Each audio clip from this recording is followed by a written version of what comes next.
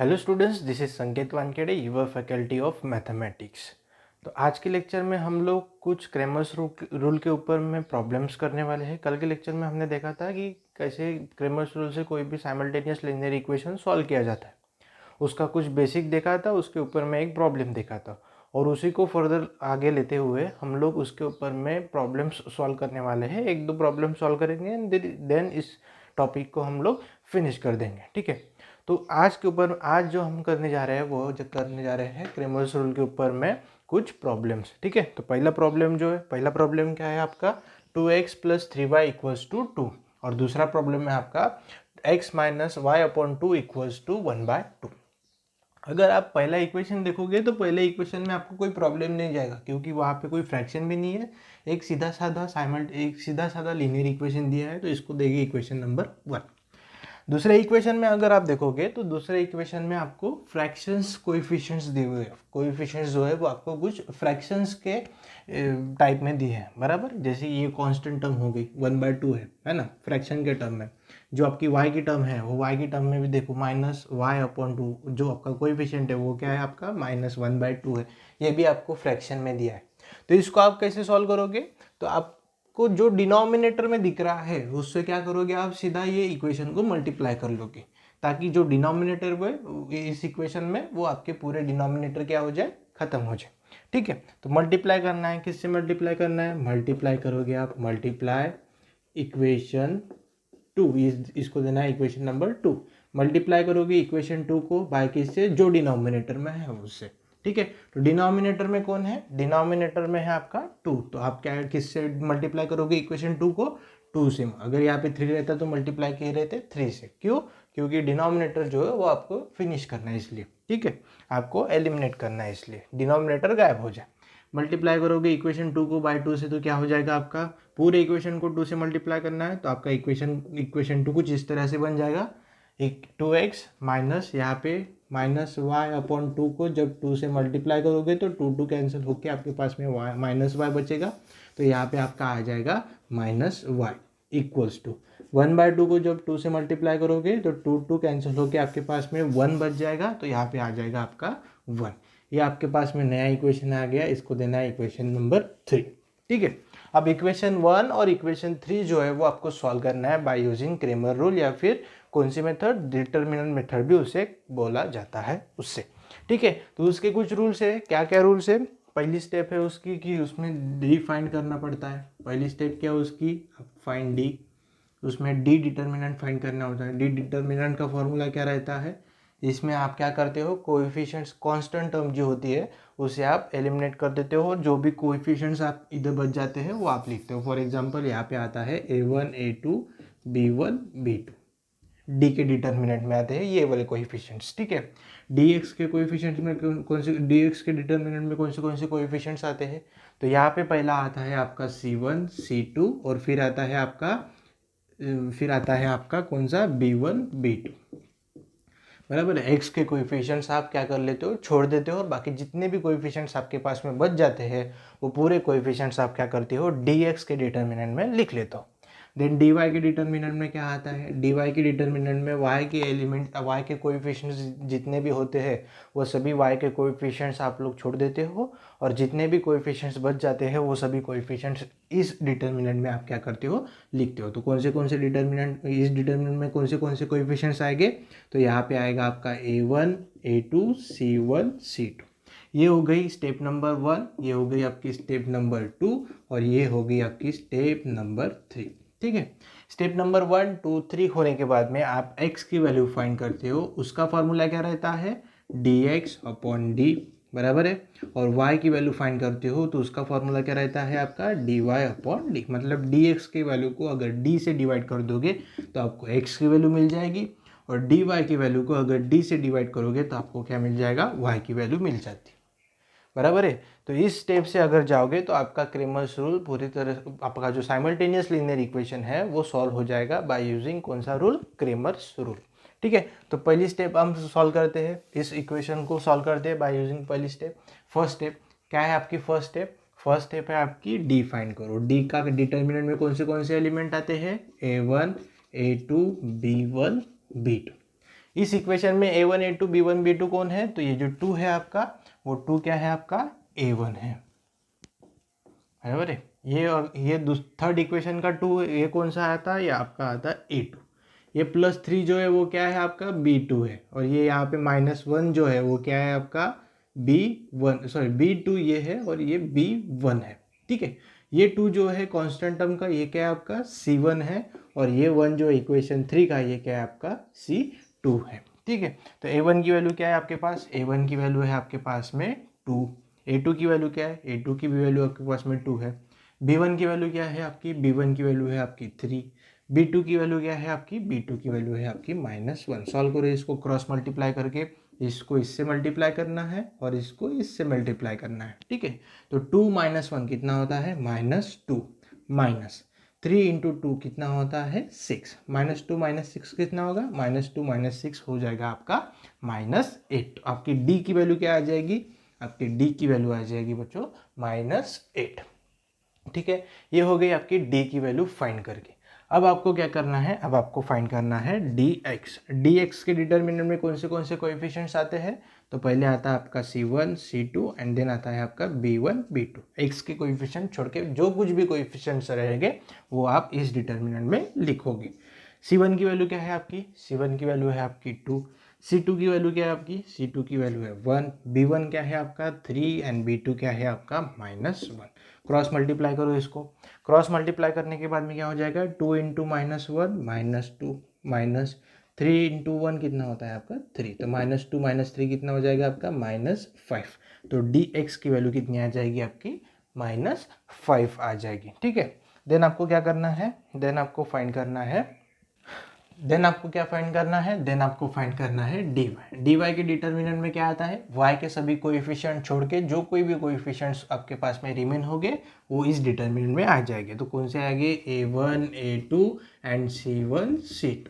a1 a2 की value क्या है आपकी, a1 a2 की वैल्यू है आपकी 2 एंड 2। c1 c2 की वैल्यू क्या है आपकी, C1 C2 की वैल्यू है आपकी 2 एंड 1। क्रॉस मल्टीप्लाई करो इसको, ठीक है, 2 से मल्टीप्लाई करो 1 को तो कितना आ जाएगा 2 आ जाएगा, माइनस 2 × 2 कितना होता है 4, 2 - 4 कितना हो जाएगा -2। तो dy की वैल्यू आपकी आ जाएगी कितनी, -2। ये आ गई आपके पास में d की वैल्यू, dx की वैल्यू एंड dy की वैल्यू। अब आप फाइंड करोगे x एंड y की वैल्यू, ठीक है। तो x की वैल्यू क्या है, x की वैल्यू फाइंड करने के लिए क्या फॉर्मूला रहता है आपका, dx/d, बराबर है। यहाँ पे dx की वैल्यू क्या है आपकी, dx की वैल्यू है -5। d की वैल्यू क्या है आपकी, तो d की वैल्यू है आपकी -8, ठीक है। तो आपका आंसर क्या हो जाएगा, माइनस माइनस कैंसिल हो जाएगा और आपके पास में x की वैल्यू आ जाएगी कितनी 5/8, बराबर है। और y की वैल्यू फाइंड करने के लिए क्या फॉर्मूला रहता है, dy/d। तो dy की वैल्यू कितनी है आपकी, dy की वैल्यू है आपकी 2 -2 एंड d की वैल्यू क्या है आपकी d की वैल्यू है -8। माइनस से माइनस कैंसिल हो जाएगा, 2 1 × 2 2 4 × 8। आपके पास में y की वैल्यू आ जाएगी कितनी, 1/4, बराबर। अगर आपको क्रॉस चेक करना है तो आप क्या करोगे, x और y की वैल्यू कोई भी इक्वेशन में पुट करोगे। कौन सा इक्वेशन लेना है, हम लेते हैं सपोज इक्वेशन नंबर 1, ठीक है। इक्वेशन नंबर 1 की लेफ्ट हैंड साइड क्या है आपकी, इक्वेशन नंबर 1 की लेफ्ट हैंड साइड है आपकी 2x + 3y। इसमें पुट करो x y की 2 × x की वैल्यू कितना है 5/8 प्लस 3 × y की वैल्यू कितना है आपका 1/4, बराबर है। क्रॉस सॉल्व करो इसको, सॉल्व करोगे तो क्या आएगा, 2 1 × 2 2 4 × 8, 2 4 × 8। आपके पास में क्या हो गया 5/4 प्लस यहाँ पे आ गया आपका 3/4। डिनोमिनेटर सेम है, ये कितना आ जाएगा, यहाँ पे सेम हो जाएगा। 5 + 3 कितना होता है, 5 + 3 आपका होता है 8.2, है ना। 4 1 × 4 4 2 × 8, तो आगे आपकी वैल्यू 2 बराबर आ गया। मतलब कि आपका ये सॉल्यूशन जो है, आपका जो ये सॉल्यूशन है, x की वैल्यू 5/8 एंड y की वैल्यू 1/4, ये आपका 100% राइट है, ठीक है। तो इस तरीके से कोई भी simultaneous linear equation by using Cramer rule हम क्या कर सकते हैं, सॉल्व कर सकते हैं, आइए, ठीक है। हमने अनदर एग्जाम्पल लिया है। अनदर एग्जाम्पल क्या है, 4m + 6n = 54 और दूसरा इक्वेशन है आपके पास में 3nm + 2n = 28, ठीक है। हमने इस इक्वेशन में, इस प्रॉब्लम में क्या किया है, वेरिएबल्स चेंज कर लिए हैं। यानी कि x की जगह हम हमेशा एक्स वाई लेते हैं। तो इस प्रॉब्लम में हमने वेरिएबल्स लिया है m और n, ठीक है। तो अगर ऐसा वेरिएबल चेंज हो जाए तो कैसे सॉल्व करें? मेथड सेम ही रहेगी, सिर्फ dx dy d लिखते हैं तो यहाँ पे क्या हो जाएगा, dm dn ऐसे हो जाएगा। कैसे, तो सॉल्व करके देखेंगे, ठीक है। पहली स्टेप क्या है आपकी? पहली स्टेप है कि a1 a2 b1 b2 c1 c2 की वैल्यू असाइन कर दो, उसकी वैल्यू फाइंड करो, कौन सा है वो देख लो, ठीक है। तो आपका ये 4 क्या हो जाएगा, आपका ये 4 हो जाएगा a1, 3 क्या हो जाएगा आपका, 3 हो जाएगा a2, 6 क्या हो जाएगा, 6 हो जाएगा b1, 2 क्या हो जाएगा आपका, ये 2 हो जाएगा आपका b2, 54 क्या हो जाएगा आपका, 54 हो जाएगा c1 एंड ये 28 जो है वो क्या हो जाएगा आपका c2, ठीक है।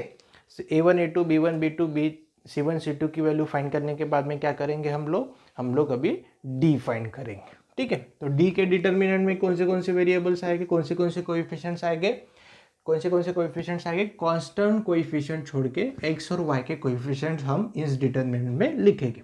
मतलब यानी कौन से आएंगे, a1 a2 b1 b2। Values put करो, a1 a2 की वैल्यू क्या है, a1 a2 की वैल्यू है 4 3, b1 b2 की वैल्यू क्या है 6 2, ठीक है। सॉल्व कैसे करेंगे, डिटर्मिनेंट क्रॉस मल्टीप्लाई करके, ठीक है। 4 इंटू 2 कितना होता है 8 माइनस 6 इंटू 3 कितना होता है आपका 18। तो आपका वैल्यू कितनी आएगी, -10। 8 में से 18 गया तो वैल्यू कितनी आएगी आपकी -10। ये आ गई आपकी डी की वैल्यू। डी के बाद में क्या फाइंड करते हैं, डी के बाद में फाइंड करते हैं हम डी एक्स की वैल्यू। डी एक्स में कौन से डी एक्स के डिटर्मिनेंट में कौन से कोएफिशिएंट्स आएंगे, तो एक्स के कोएफिशिएंट छोड़ के जितने भी कोएफिशिएंट्स है वो हम डी एक्स के कोएफिशिएंट में लिखेंगे। बस इतना ध्यान देना है कि C1 C2 जो है वो पहले आएगा, बाद में आपका B1 B2 आएगा। वैल्यूज पुट करो, वैल्यूज C1 C2 की वैल्यू कितना है 54 और 28 एंड B1 B2 की वैल्यू कितना है, तो B1 B2 की वैल्यू है आपकी कितना 6 एंड 2, ठीक है। सॉल्व करो, क्रॉस मल्टीप्लाई करो, ठीक है। क्रॉस मल्टीप्लाई करने के बाद में कितना आता है, देखो 54 को जब 2 से मल्टीप्लाई करेंगे तो ये कितना हो जाएगा आपका 108 माइनस, ठीक है। और 28 से 6 को मल्टीप्लाई करेंगे तो ये कितना हो जाएगा 8 छक्का 48, ठीक है। तो जब आप 28 को 6 से मल्टीप्लाई करोगे तो आपका आंसर कितना आएगा 168, ठीक है। जब आप 168 से क्या करोगे, आप माइनस करोगे तो आपका आंसर कितना आएगा -60, आपका ये आंसर हो जाएगा। 108 से जब 168 को माइनस करोगे तो आपका आंसर कितना आएगा -60, आपका ये आंसर आएगा। तो dx की वैल्यू कितनी होगी आपकी, dx की वैल्यू होगी आपकी -60। अब क्या फाइंड करना है आपको फाइंड करना है dy की वैल्यू। d हो गया, dx हो गया, आपका फाइंड करना है आपको dy की वैल्यू। dy के डिटर्मिनेंट में कौन से कोएफिशिएंट्स आएंगे, तो dy है इसलिए y के कोएफिशिएंट छोड़ के हम x और जो कि कांस्टेंट हमें वो सभी कोएफिशिएंट्स हम क्या करेंगे इस डिटर्मिनेंट में लिखेंगे। यानी कौन से आएंगे, यहाँ पे आएगा आपका a1 a2 c1 c2। Values put करो, a1 a2 और c1 c2 की। a1 a2 की वैल्यू क्या है आपकी 4 और 3, c1 c2 की वैल्यू क्या है आपकी 54 और 28, ठीक है। क्रॉस मल्टीप्लाई करके डिटर्मिनेंट को सॉल्व करिए। 4 को जब आप 28 से मल्टीप्लाई करोगे तो आपका आंसर कितना है, आपका आंसर आएगा 112 माइनस बराबर 112। और जब आप 54 को 3 से मल्टीप्लाई करोगे तो आपका आंसर कितना आएगा, ये हो गया आपका 150 एंड 12, ये हो गया आपका 162। तो आपका आंसर कितना आएगा 162। यानी कि जब आप 112 को 162 से माइनस करोगे तो आपका आंसर माइनस में आएगा और वो आएगा आपका कितना, वो आपका आ जाएगा 50। वो आपका आंसर कितना आ जाएगा, वो आपका आंसर हो जाएगा 50, ठीक है। तो dx एंड dy की वैल्यू आपके पास में निकल गई। अब आपको क्या करना है, स्टेप नंबर 4 क्या कहती है, x एंड y के वैल्यू फाइंड कीजिए। तो x का फॉर्मूला क्या रहता है फाइंड करने के लिए, dx अपॉन d। यहाँ पे dx नहीं लेंगे, यहाँ पे होगा dm।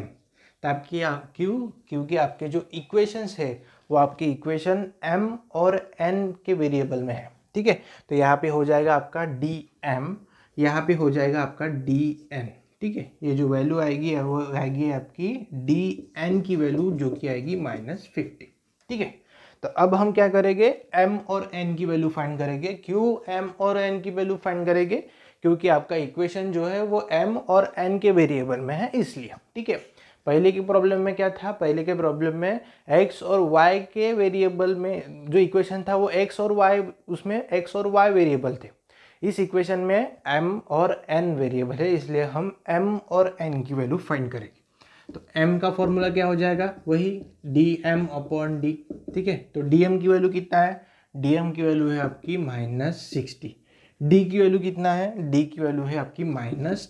ठीक है, ये माइनस से माइनस कैंसिल हो जाएगा, 0 से 0 कैंसिल हो जाएगा, और आंसर आएगा आपका 6। तो m की वैल्यू आ जाएगी आपकी 6। ठीक है, और n की वैल्यू कैसे फाइंड करेंगे, n की वैल्यू फाइंड करेंगे dn को डिवाइड करके dn को डिवाइड करेंगे d से। तो dn की वैल्यू कितनी है आपके पास, dn की वैल्यू है आपके पास -50, और d की वैल्यू है आपके पास में -10। ठीक है, माइनस से माइनस आपका कैंसिल हो जाएगा, और ये भी 0 से 0 कैंसिल होके n की जो वैल्यू आएगी वो कितनी आएगी आपकी, n की वैल्यू आ जाएगी आपकी 5। ठीक है, तो इस तरीके से हमने क्या किया, m और n की वैल्यू फाइंड की। वेरिएबल्स अगर चेंज हो जाए तो जो वेरिएबल यहाँ पे रह गए, सपोज यहाँ पे m और n था, तो यहाँ पे हमने dn और dm की वैल्यू हमने निकाली। सिमिलरली यहाँ पे m और n की वैल्यू हमने यहाँ पे निकाली। सपोज यहाँ पे a b रहते, a b ऐसे वेरिएबल्स रहते, तो यहाँ पे da db ऐसी आपकी वैल्यू फाइंड करना पड़ता, और यहाँ पे a और b की वैल्यू हमको यहाँ पे फाइंड करनी होती।